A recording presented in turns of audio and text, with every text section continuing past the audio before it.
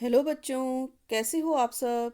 मैं श्रीमती प्रेम परिहार, सहायक आचार्य, राजकीय बांगड़ महाविद्यालय डीडवाना। और हम पढ़ रहे हैं BCom part first paper second का टॉपिक मांग का नियम।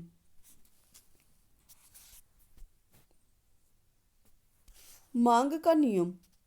जब वस्तु का मूल्य घट जाता है तो उसकी मांग बढ़ जाती है, और जब मूल्य बढ़ जाता है तो उसकी मांग घट जाती है। मांग और मूल्य के इस विपरीत संबंध को ही हम मांग का नियम कहते हैं। इस प्रकार मांग का नियम किसी वस्तु के मूल्य एवं उसकी मांग के पारस्परिक संबंध को बताता है, और यह संबंध विपरीत संबंध होता है। यह नियम बताता है कि किसी वस्तु विशेष के मूल्य अधिक होने पर उसकी मात्रा कम, और मूल्य कम होने पर उसकी अधिक मात्रा खरीदी जाएगी, बशर्ते कि मांग के अन्य निर्धारक तत्व समान रहें या यथावत रहें। मांग के नियम का मतलब यही बताता है कि मांग और मूल्य में विपरीत संबंध होता है। मांग के नियम की मान्यताएं।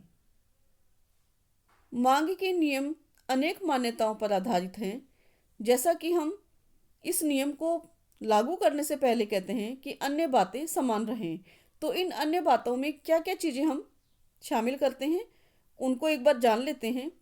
ये अन्य बातें हैं: उपभोक्ता की आय यथावत रहे, उपभोक्ता की आदतें, स्वभाव एवं रुचियां अपरिवर्तित रहें, संबंधित वस्तुओं के मूल्य तथा अन्य वस्तुओं के मूल्य स्थिर रहें, भविष्य में वस्तु के मूल्य में परिवर्तन की आशंका न हो, वस्तु विशेष किस्म की न हो, वस्तु की कोई नई प्रतिस्थापन वस्तु की खोज न हो, वस्तु की प्रकृति प्रतिष्ठा सूचक या दिखावटी नहीं होनी चाहिए, जिसके प्रयोग से सामाजिक प्रतिष्ठा की भावना का विकास होता हो। यानी कि जब ये सब बातें समान रहेंगी, ये सब बातें लागू रहेंगी, तो ही मांग का नियम लागू होगा।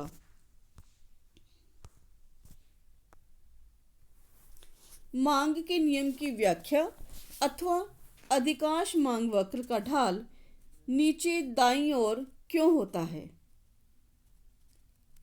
मांग के नियम के आधार पर जब हम सारणी बनाते हैं और उस सारणी को रेखा चित्र के माध्यम से प्रस्तुत करते हैं, तो मांग और मूल्य में विपरीत संबंध के कारण मांग वक्र ऊपर बाएं से नीचे दाएं की ओर गिरता हुआ होता है।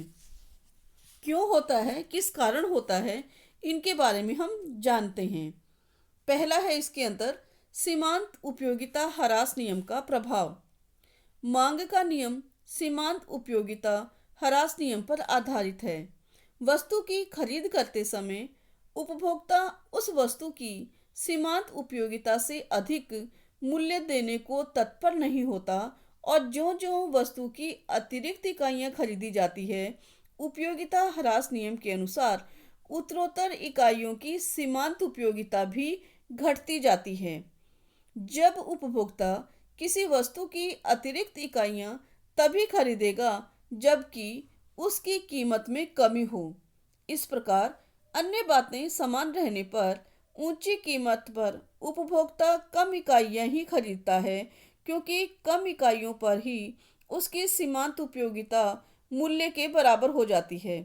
इस कारण सीमांत उपयोगिता ह्रास नियम के व्याख्या करता है, जो हमें बताता है कि इसके प्रभाव के कारण मांग वक्र नीचे दाईं ओर गिरता हुआ होता है।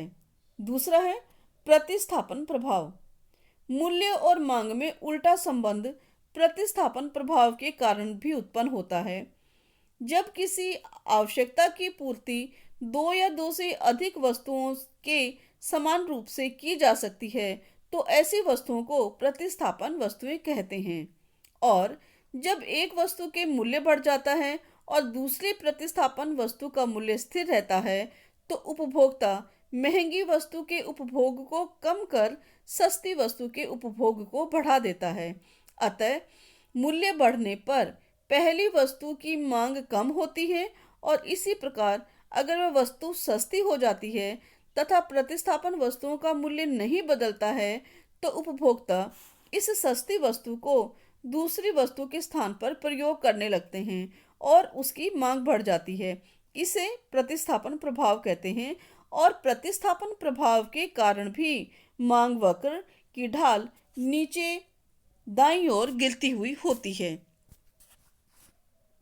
आय प्रभाव किसी वस्तु का मूल्य परिवर्तन मांग पर दोहरे प्रभाव को जन्म देता है। प्रतिस्थापन प्रभाव और आय प्रभाव, जैसा कि हम तटस्थ वक्र विश्लेषण के अंदर पढ़ेंगे विस्तार से, किसी वस्तु के मूल्य में कमी से उपभोक्ता न केवल उस वस्तु की पहले जितनी मात्रा कम मुद्रा में क्रय कर सकेगा, पर उस बचत से वह दूसरी वस्तुओं की मात्रा में भी वृद्धि कर सकता है और उसके प्रयोग को बढ़ा सकता है और अधिक व्यय करके अधिक मात्राएं भी खरीद सकता है। इस तरह कीमत में कमी से उस वस्तु की अधिक इकाई को खरीदने की क्षमता को ही हम आय प्रभाव कहते हैं और इस आय प्रभाव के कारण भी हमारा जो मांग वक्र है वह नीचे गिरता हुआ होता है। अंतिम है इसके अंतर्गत कि घटते मूल्य नए क्रेताओं को आकर्षित करते हैं और जिससे वे मांग बढ़ाते हैं, जबकि बढ़ते मूल्य क्रेताओं की संख्या कम कर उस मांग को घटाते हैं। जब किसी वस्तु का मूल्य घटता है तो जो उपभोक्ता अपनी सीमित आय के कारण ऊंचे मूल्यों पर वस्तु के उपभोग से वंचित रहते थे, अब खरीद करने लग जाते हैं। इस प्रकार नए क्रेता भी आकर्षित होते हैं और पूर्व क्रेता भी वस्तु की अधिक इकाइयां खरीदने लगते हैं और इससे वस्तु की मांग बढ़ जाती है। परंतु जब वस्तु का मूल्य बढ़ता है तो बाजार में केवल वे ही क्रेता उसकी मांग करेंगे जिनकी आय उन मूल्यों पर क्रय करने हेतु पर्याप्त है। पुराने क्रेताओं में मांग कम करने की प्रवृत्ति होगी और कुछ उसके उपभोग को ही बंद कर देते हैं। इससे अधिक मूल्यों पर मांग कम होगी और मांग वक्र जो है हमारा वो नीचे दाईं ओर झुकता हुआ या गिरता हुआ होता है। मांग के नियम के अपवाद अथवा कुछ मांग रेखाएं ऊपर चढ़ती हुई क्यों होती हैं, यानी दाईं ओर ऊपर की ओर क्यों जाती हैं कुछ मांग रेखाएं। जैसा कि हम इस चित्र में देख रहे हैं कि हमारा ओ एक्स अक्ष जो है हमारी वस्तु की मांग को बताता है और ओ वाई या ओ पी अक्ष जो हमारा है वस्तु की कीमत को बताता है। और ऐसी स्थिति के अंदर ये जो हमारा डी डी वक्र जो है मांग वक्र है, यह है बाईं से दाईं ओर ऊपर चढ़ता हुआ हो रहा है। क्यों होता है ये, इसके बारे में हम जानते हैं। सामान्यतः अधिक मूल्य पर कम मांग और कम मूल्य पर अधिक मांग होने का नियम ही मांग वक्र का प्रमुख कारण होता है। परंतु कुछ अपवाद भी होते हैं और ये अपवाद हमें बताते हैं कि ऊंचे मूल्यों पर भी मांग अधिक होती है और नीचे मूल्यों पर भी मांग कम होती है। इस प्रकार का जो मांग वक्र होता है वह अलग तरह का मांग वक्र होता है और उसकी ढाल जो है बाएं से दाईं ओर ऊपर की ओर उठती हुई होती है। सामान्यतः हमने पढ़ा है कि वो नीचे की ओर गिरती हुई होनी चाहिए, लेकिन जब हम मांग के नियम का अपवाद देखते हैं तो हम ये देखते हैं कि कुछ मांगे इस तरह की होती है कि अगर उनका मूल्य ज़्यादा हो तो हम ज़्यादा खरीदते हैं और मूल्य कम हो तो हम कम वस्तु खरीदते हैं। और ऐसी दशा के अंदर जो हमारा मांग वक्र है वह गिरने की बजाय ऊपर उठता हुआ होता है। कौन कौन सी परिस्थितियां होती है देखते हैं उनके बारे में। सबसे पहली परिस्थिति तो ये होगी कि जब भविष्य में वस्तु के मूल्य में और अधिक कमी या वृद्धि की आशंका हो। ऐसी स्थिति में हम देखते हैं कि जो हमारा मांग वक्र है वह बढ़ता हुआ होगा, ऊपर की ओर उठता हुआ होगा। अगर उपभोक्ता को भविष्य में वस्तु के मूल्य और गिरने की अफवाह हो तो वे वर्तमान गिरे हुए मूल्यों पर भी वस्तु की मांग न करके भविष्य में उस वस्तु को खरीदने की योजना बनाते हैं। इससे नीचे मूल्यों पर भी वस्तु की मांग कम ही रहेगी। दूसरा है दुर्लभ, मूल्यवान एवं प्रतिष्ठा सूचक वस्तुओं की मांग। कुछ ऐसी वस्तुएं जो दुर्लभ, मूल्यवान, प्रतिष्ठा सूचक वस्तुएं होती हैं, वे धनिक लोग ऊंचे मूल्यों पर ही अधिक खरीदते हैं। जब उनके मूल्य कम हो जाते हैं तो वे इसे खरीदना कम कर देते हैं या बंद कर देते हैं, क्योंकि वह वस्तु फिर प्रतिष्ठा मूलक नहीं रहती बल्कि सामान्य लोगों की वस्तु बन जाती है। और ऐसी स्थिति के अंदर यह जो हमारा मांग वक्र है ऊपर उठता हुआ होता है। परंतु हमने ये बात पहले ही कह रखी है कि हमारी जो मान्यता है वो ये कहती है कि वस्तु दुर्लभ नहीं होनी चाहिए, प्रतिष्ठापूर्ण नहीं होनी चाहिए, मूल्यवान नहीं होनी चाहिए। तो ऐसी स्थिति में यह इसका अपवाद नहीं कहा जाएगा, बल्कि ये एक सामान्य तथ्य है। दूसरा है गिफिन का विरोधाभास या निकृष्ट वस्तुओं की मांग।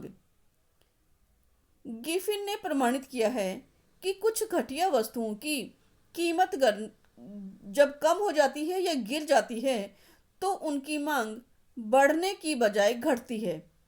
इस कारण गिफिन के इस नाम को या गिफिन के इस काम को हम गिफिन के नाम के आधार पर ही गिफिन का विरोधाभास कहते हैं। इसके अगर हम करीब से देखें तो हम ये जानते हैं कि जब किसी वस्तु का मूल्य कम होता है तो मांग पर दोहरा प्रभाव पड़ता है। पहला तो प्रतिस्थापन का प्रभाव और दूसरा आय का प्रभाव।